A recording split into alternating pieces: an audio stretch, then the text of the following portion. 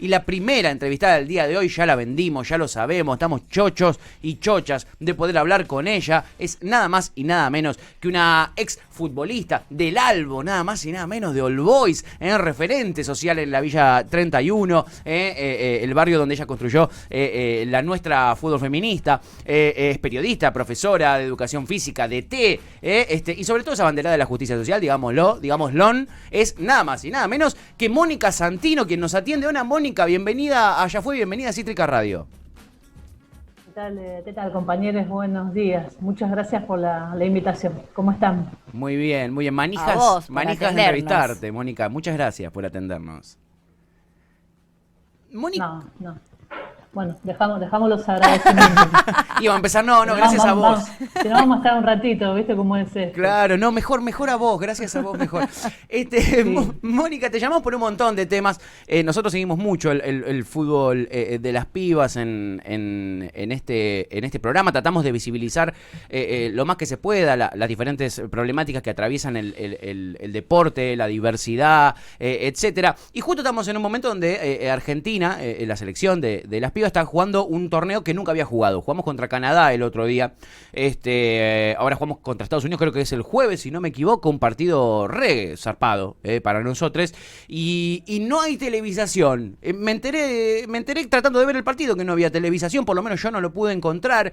Y estamos en un momento donde se llena mucho la boca, los dirigentes, pues son todos hombres, de que el fútbol está siendo profesionalizado para las pibas también. Pero nosotros nos ponemos a preguntar un poquitito y vamos viendo que no está en la profesionalización. Mónica, ¿cómo está la situación en este momento? A ver, si yo lo comparo en la época que jugaba mi generación y antes, podemos hablar de una mayor visibilidad, de alguna más presencia en los medios, que cobró otra dimensión, digamos, ¿no? El ser jugadora de fútbol. Ahora, creo que esos logros son absolutamente de las propias futbolistas y creo que está insertado en lo que significó el movimiento de mujeres y el feminismo, sobre todo en los últimos 6 años en Argentina, ¿no? Creo que ahí el gran logro fue poner en agenda también el derecho al juego y lo que significa. Ahora, digamos, hablando en términos concretos, a mí me parece que la dirigencia siempre corre por atrás de estos logros. Entonces, que no hubo alternativa, ¿no? Que creo que fueron empujados mayormente por la realidad cuando en marzo de 2019 se anunció la profesionalización.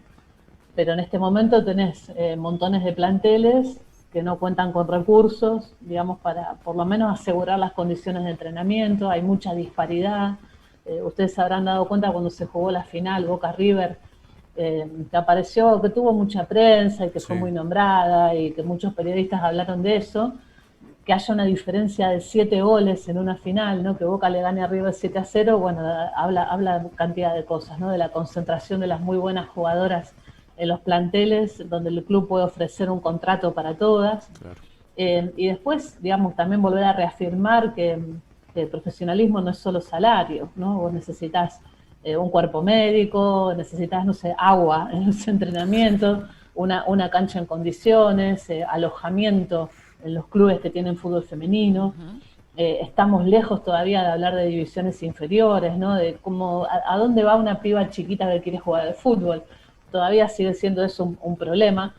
Entonces, si bien, digamos, yo miro 20 años para atrás y me parece que hay un interés y que hay un despertar, lo asocio todo eso a la lucha organizada y a la mayor conciencia política y feminista que se tomó con respecto al fútbol. No lo podemos leer fuera de esto, ¿no? Por eso decimos que si el feminismo y el fútbol se encontraron en algún momento, tiene que ser una unión que no debe separarse jamás, para todo lo que nos falta, ¿no? Dirigencia con perspectiva de género y pensar el fútbol desde otro lugar, ¿no? Otro fútbol posible, otras maneras de discutir el poder, que me parece también que esto debiera incorporar a los compañeros varones ligados al fútbol, porque creo que como está pensado el fútbol hoy, por lo menos el de la industria, ¿no? El del comercio, el del espectáculo, también perjudica a los futbolistas varones, y mucho, ¿no? Total. Además bueno, de obviamente una gran futbolista, siempre estuviste metida en un montón de causas y has sido una gran militante. Por ejemplo, has militado en la comunidad homosexual argentina y el viernes pasado, de hecho, se conmemoró el Día Internacional contra la LGBT-fobia en el deporte por justamente un futbolista que en el año 90, se declaró el primer futbolista en declararse abiertamente homosexual. Vos en esa época, ¿eso trascendió? ¿Qué te pasó con eso? Además de que obviamente toda esa situación tuvo una continuación terrible, como la discriminación que sufrió, la carrera muy corta que le siguió y luego decidir quitarse la vida justamente en relación a todo esto. En ese momento esto era visible, esto se sabía, esto trascendió. No, está muy bien pensada tu pregunta porque no, digamos, creo que de hecho las personas que estábamos más vinculadas al deporte o a la militancia por los derechos de las minorías sexuales, en el año 98 no nos enteramos del suicidio de este compañero, ¿no? Del fútbol inglés, de origen africano, Sí. y que sufrió, terriblemente las consecuencias, ¿no? Cuentan por ahí que también fue bajado Osvaldo Ardiles, ¿no? El argentino campeón del mundo lo sacó del plantel de Tottenham, cuando ya Ardiles era director técnico. Tal cual. La cadena de sufrimiento fue una cosa espantosa y no, la verdad que no nos enteramos para nada, ¿no? Yo el único recuerdo que tengo de la época de militancia fue haber hecho una movida desde la comunidad homosexual argentina, desde la CHA, contra Daniel Pasarela, cuando Pasarela dijo que no quería jugadores homosexuales en su plantel. Entonces ustedes se acuerdan que dijo, pelo corto, sin aros, todas estas cuestiones, y además le sumó como que él llevar pelo largo o aros era de homosexuales, y él no quería homosexuales en su plantel. No. Era el técnico de la selección argentina, ¿no? Para aquellos años.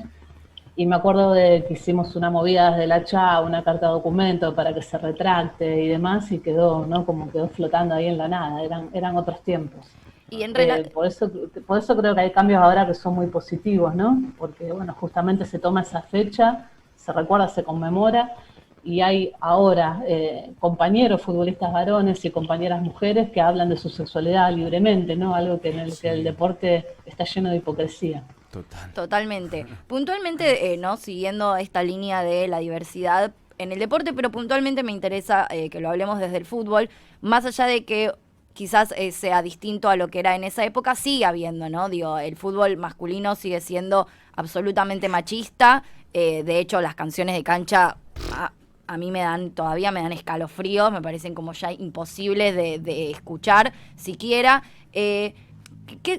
Pero al mismo tiempo, digamos, tenemos algo que sucedió a fines del año pasado, que es la primera futbolista trans en primera división del fútbol argentino. ¿Qué pasa con esta dualidad, ¿no? Donde de repente hay un fútbol como el fútbol femenino que se visibiliza, que lucha por estas causas, donde está muy visible todo lo que es la cuestión de la diversidad, y el fútbol masculino donde todavía, con algunas excepciones, pero sigue siendo dinosaurio casi. Claro, yo creo que es pensar en su origen y cómo está construido. Cuando a vos durante años, ¿no?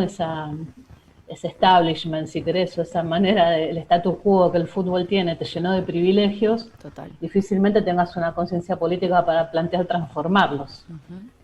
Hay excepciones, ¿no? Hay compañeros varones que se juntan a pensarlo y hablan de otro fútbol, y sobre todo cuando se suicidan compañeros futbolistas y se toma alguna nota sobre eso, ¿no? Pero cuando tu fútbol nació así y estás completamente privilegiado por eso y hay intereses económicos y demás, y pararte en un lugar de lucha es más bien incómodo, es salir de una zona de confort. Y es completamente contrario a lo que nos pasa a nosotras, ¿no? Nosotras tenemos un campeonato oficial desde el año 91 y remamos en dulce de leche desde el año 91, contra todo. Contra la organización, los recursos, la dirigencia, la posibilidad de competir. Y eso necesariamente es un caldo de cultivo donde lo que te queda es la militancia. ¿Qué es lo que te queda para transformarlo? La militancia, ¿no? Por eso nosotras hace muchos años decimos que el fútbol femenino, para nosotras feministas, en Argentina es un espacio de militancia, de resistencia y de lucha. No solo en Argentina, ¿no? En Latinoamérica toda. y es, a ver, no es una suerte, me parece que es un poco estas variables históricas a lo que las mujeres y las disidencias estamos acostumbradas a hacer, que es organizarnos para luchar por nuestros derechos y lo que nos falta. Entonces la gran diferencia es esa, ¿no? Porque también podés ver a la capitana de la selección de Estados Unidos, que parte de una realidad muy distinta a la nuestra, pero que también tiene conciencia política, ¿no? Megan Rapinoe, que habló, ¿no? En el último Mundial de Francia, habló de igualdad de salarios, tomó una postura política frente a los desastres del gobierno de Trump. Bueno, me parece que hay una diferencia sustancial ahí, y creo que tiene que ver por nuestra historia y por el contexto, ¿no? Por todo lo que nos falta y porque jugar al fútbol nunca nos fue dado, ¿no? Claro. Siempre tuvimos que dar una pelea un poco más para poder jugar desde que somos niñas. Y ni que hablar de las disidencias, ¿no? Yo creo que lo de Mara Gómez fue una noticia enorme, enorme, que abre una gran puerta para muchas compañeras trans que no solo juegan al fútbol, ¿no? También están siendo o intentando ser parte de otros deportes, ¿no? Lo mismo que para los varones trans. Totalmente. Y ahí me parece que tenemos un campo de lucha gigantesco, porque el deporte está construido en una estructura absolutamente binaria, y me parece que ahí se nos abre un campo de laburo y de intentar otras lógicas que pueden llegar a dar cantidad de libertad, ¿no? Y pensar en una sociedad muchísimo más justa de la que tenemos. Sin duda. Mónica, de súper curioso te voy a preguntar esto porque la verdad ignoro completamente. Recién mencionabas América Latina, ¿no? Hablaste, bueno, de la capitana de Estados Unidos. Sabemos que Estados Unidos es superpotencia en el fútbol. No sé, yo conozco un par de equipos más que son potencia, como Suecia, que me tocó ir a laburar y estaba lleno de fútbol mixto en las calles, lleno de las pibas jugando a pelota en todos lados. Pero hablaste recién de América Latina y la verdad es que desconozco completamente. Hablabas de organización, de la coordinación entre nuestros países de América Latina, y quisiera saber si este abandono que se sufre acá en Argentina, histórico, ¿no? y discriminación, también se puede extrapolar a toda la región, y cómo es la coordinación entre los distintos países de América Latina. ¿Cómo estamos en esa situación, en ese ámbito, Mónica? Sí, lo que pasa en Argentina más o menos se repite. Sí. Tenés una situación similar en Chile, una situación similar en Uruguay, en Brasil, que es la potencia latinoamericana, ¿no? Con enormes jugadoras de fútbol, Sí. técnicamente brillantes. Marta jugó el otro día ya grande, digamos, ya es una jugadora grande, Pero qué jugó el otro día el jugadora. partido con Argentina. Sí. Marta tiene 6 balones de oro. Es impresionante, ¿no? lo que juega. Es un montón. Una realidad parecida, no sé si nombré a Colombia. Bueno, cuando vas repasando los países tenemos situaciones muy similares y tenemos puntos de cruce, ¿no? La nuestra, que es a la organización a la que pertenezco, la nuestra Fútbol Feminista, con trabajo desde el 2007 en la Villa 31. Hubo un momento digamos, de nuestra historia, si querés, en el barrio, que nos dimos cuenta que teníamos una cantidad de aprendizaje en conjunto con las pibas cuando hablamos de empoderamiento de nuestros cuerpos, del derecho a jugar, de las tareas de cuidado, de cómo repartimos ese tiempo, cuánto podemos jugar a las mujeres y las disidencias y a qué jugamos. Y cuando nos dimos cuenta que había todo eso, dijimos, bueno, es momento de empezar a abrirlo, y desde el 2016 empezamos a organizar un festival, ¿no? de fútbol y derechos de las mujeres, a las que han llegado compañeras de distintos puntos del país y compañeras de otros países, ¿no? Sobre todo de Brasil. Se da ahí como una suerte de organización. Lo mismo nos pasa en los encuentros plurinacionales de mujeres, que venimos haciendo encuentros de jugadoras de fútbol también desde el año 2013, 2014, y hay un montón de similitudes, ¿no? Todo eso derivó en una coordinadora de fútbol feminista, se llama Coordinadoras Sin Fronteras. La pandemia nos frenó un poco, pero hemos tenido bastantes encuentros virtuales, y la idea es como seguir ese camino, ¿no? Creemos que hay ahí una intensidad de organización, un movimiento político y una forma de pelear por estos derechos, ¿no? Que creemos que es la única que puede empujar las lógicas con que el deporte está dirigido y organizado en nuestra región y en todo el mundo, ¿no? Pero, digamos, no conocemos otra manera, ¿no? Y nos parece que es un camino o una estrategia posible de pensar organización, de pensar estructura y de pensar dirigencia con perspectiva de género, que no sería una construcción de poder como la que conocemos, sino absolutamente distinta, ¿no? y me parece que es el mal que atraviesa el deporte en casi todos sus sentidos. Totalmente. Sí. Totalmente. Yendo quizás a un plano más social y emocional, si se quiere, ¿qué te pasa, no? Digo, lo vemos todos, ¿no? Que de 3 años a esta parte, el fútbol, para jugar como deporte entre mujeres, se volvió algo que antes no pensábamos. Me pasa a mí desde lo personal, que jamás me hubiese imaginado yo jugando a la pelota, no me lo cuestionaba, no me parecía como parte de mis posibilidades, claro. Y ahora como una cuestión de hobby, casi prácticamente y de verdad, todas las mujeres que conozco, todas mis amigas, todas mis compañeras, amamos ir a jugar un amistoso entre nosotras, nos organizamos, vamos a la cancha, a las canchitas. En las canchitas ves un montón de mujeres jugando esto como hobby, ¿no? Sin pensar en la profesionalización, pero antes, como quizás era cualquier otro deporte que uno lo entendía como parte de su hobby, de repente el fútbol pasó a ser realmente algo muy cotidiano en la vida de un montón de mujeres. ¿Qué te pasa a vos con esto? ¿Lo ves? ¿Ves esta masividad de repente o no lo ves? Y si lo ves, ¿qué te sucede con esto? Sí, lo veo y es tal cual como lo describís. Solo en la ciudad de Buenos Aires tenés cantidad de torneos o emprendimientos de alguna persona que nuclea muchas pibas, muchas mujeres con ganas de jugar a la pelota. Vas cualquier día de semana a los lugares donde hay complejos o canchas de alquiler y por lo menos una cancha va a estar ocupada por mujeres. Seguro. Sí. Que salen del laburo y van a jugar o, bueno, que han encontrado ahí, ¿no? un espacio de juntada, un espacio de sociabilización que parecía no posible para nosotras, digamos, ¿dónde construyen los varones esta camaradería o estas formas y demás? En esos lugares a los que nosotras estábamos completamente inhabilitadas, ¿no? Entonces a mí me parece que son unos espacios de libertad y de ganar derechos enormes, gigantescos, ¿no? Muchas de estas mujeres que participan en estos lugares y que también pertenecen a la Coordinadora Sin Fronteras de Fútbol Feminista estuvieron presentes los días del debate de la ley de la interrupción voluntaria del embarazo en el Congreso con una bandera, y son mujeres cercanas al fútbol de distintos lugares, ¿no? Como hinchas o intentando ser parte de comisiones directivas y que están dando estas discusiones, ¿no? A mí, digamos, me emociona, ¿no? Tengo 55 años y cuando era pibita o cuando fui creciendo, jugar al fútbol me era muy difícil y cada vez que fui creciendo se me iba haciendo muy estrecho. Entonces, me emociona, me da orgullo. Pienso que invadimos, digamos, la sociedad con esta idea y creo que podemos jugar a todo, ¿no? Y que podemos jugar a cualquier edad y que la actividad física para nosotras no tiene que estar reservada nada más a una cuestión estética o para obedecer a un modelo de belleza, ¿no? Sino jugar por jugar. Y jugar es un derecho humano, es muy importante, es maravilloso cuando lo puedes hacer y sobre todo cuando lo puedes hacer con otros, ¿no? Totalmente. Cuando te das cuenta de la fuerza que tiene la dimensión colectiva, por lo general jugando te das cuenta que las transformaciones son colectivas, que sola no puedes absolutamente nada, ¿no? Y el fútbol, formando parte de nuestra cultura, es un lugar de aprendizaje de eso maravilloso, así que es orgullo y espero que sigamos llenando canchas, ¿no? De acá en más, y que las niñas que quieran jugar al fútbol tengan el camino mucho más habilitado, las niñas de las diversidades. Totalmente.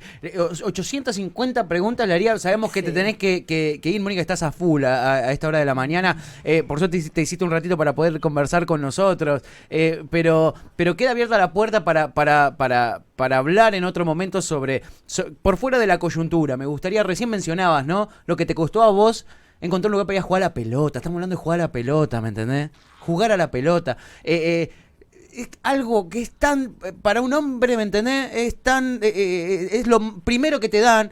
Y la imposibilidad que vos tenías para jugar a la pelota, eso, yo no lo puedo creer y me encantaría conocer tu historia en ese sentido, ¿me entendés? Toda esa pelea por encontrar un lugar para jugar a la pelota, estamos hablando.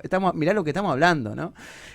Nada, me encantaría volver a conversar con vos, Mónica, si algún otro día tenés un tiempito para hablar más tranqui, para hablar sobre tu carrera, sobre cómo hiciste, sobre cómo construiste lo que construiste con las compañeras en la nuestra, en la 31. Nada, te agradecemos un montón por tu tiempo. Te dejamos en paz y te trasladamos todo el cariño de nuestra audiencia. Sí, que está descocada. Descocada. sobre todo el mensaje te vamos a trasladar de una persona que es tu fan número 1 y que nos está volviendo locos y locas para que te traslademos su amor, que es nada más que Lucía. Así que... Está gritando ¡ah! Y dice, entre paréntesis, gritos de perra loca y muchos corazones y muchos ojitos con corazones. Es lo que decía Lucía. Abrazo enorme a esa compañera, espero que sea futbolista o que vaya a jugar al fútbol cuando tenga ganas. Eso seguro, eso Lo queda hace, tranquila, lo hace. queda tranquila que lo hace. Mónica, mil gracias por tu tiempo, te mandamos un abrazo enorme, un gustazo. No, un abrazo gigante a ustedes y la seguimos. La Dale. seguimos cuando quieran. Muchas gracias, Mónica. Muy amable. Mónica Santino, el lujazo que nos dimos en este martes. Casi lloro. Me emocionó, pero Casi zarpado, lloro. Sí. No, es increíble. Hay un Qué montón loco, de cosas amiga. de eso. La verdad que tenía que irse y tampoco vamos a... era ya entrar en terrenos... Somos cara rota, pero no... Sí, entrar en terrenos personales también era abrir un montón de puertas. Pero digo, sucede mucho. Como también, digo, ser mujer y querer jugar al fútbol, incluso entre amigas...